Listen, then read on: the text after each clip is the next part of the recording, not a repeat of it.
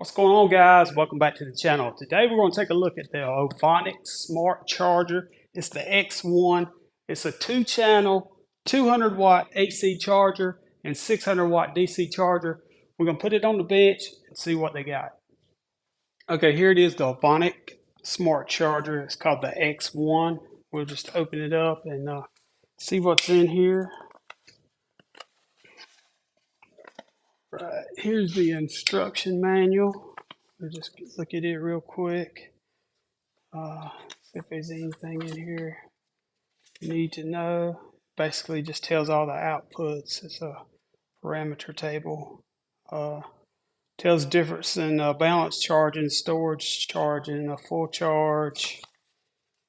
And it tells how to operate the menu, which is probably pretty self-explanatory. Okay, so there's the instruction manual. Here's the cords, the accessory pack that comes with it.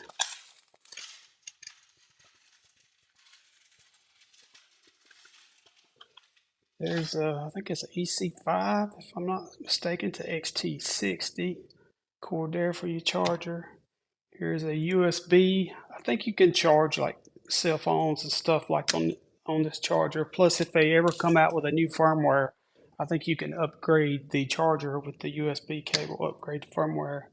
Here looks like the AC power cord. And you get a Dean's connector. And let's see, I think this is the EC5, which I think is the same as the XT90. Right now, let's get the charger out of the box. Looks like it's well packaged. You can see we got foam on top, foam on the bottom.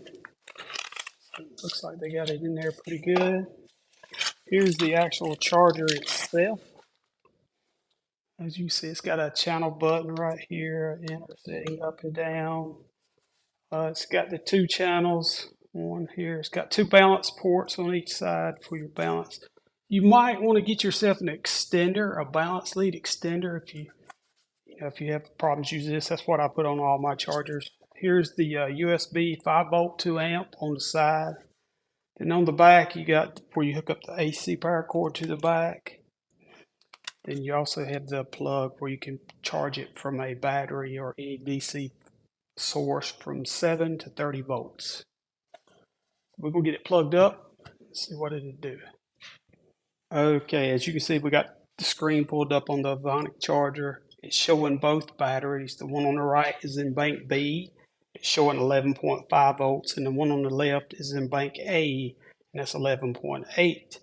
And you just, to go through the channels, you hit the button on the left. And as you can see, we're in channel A right now. It's showing each cell of the battery, which is 3 cells. And you want to make sure these are pretty close, especially if you're flying like an RC air vehicle, like a helicopter or a drone. You want to make sure they're pretty close. If one of them is deviating a lot from the other, it's best to go ahead and get rid of the battery, because your drone or plane will fall out of the air. When you go from the dual, where you can see both batteries screen, you go to a single one, like on A, and then you hit settings to set the parameters on the charger. Okay, the one at the bottom is what starts it. If I was to hit the button now, it would start it, but I don't want it to start. I want to change this. Okay, this is a 2200 milliamp battery, so I don't want to go no more than 2.2 amps. So I want to go in here and change this amperage. We'll go all the way, and you can mute all these sounds it's making in the menu. Okay, I usually give it a little headroom, so I'll put it at 2 amps. 2 amps, then it's going to show the cell count, 3, target voltage, that's per cell. So 4.2 times 3 would be 12.6, so that's correct. And then here's your LiPo, and if you're charging like a high voltage LiPo, you'd go in there and change that setting, but we're charging just a standard LiPo. Okay, and here you can select your task, which they've got discharge, storage, balance charge, and some other charges.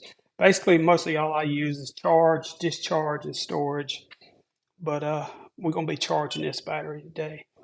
Okay, once you get all your parameters set up on which bank you're using, which we're using A right now, you go all the way to the bottom and hit Start Task.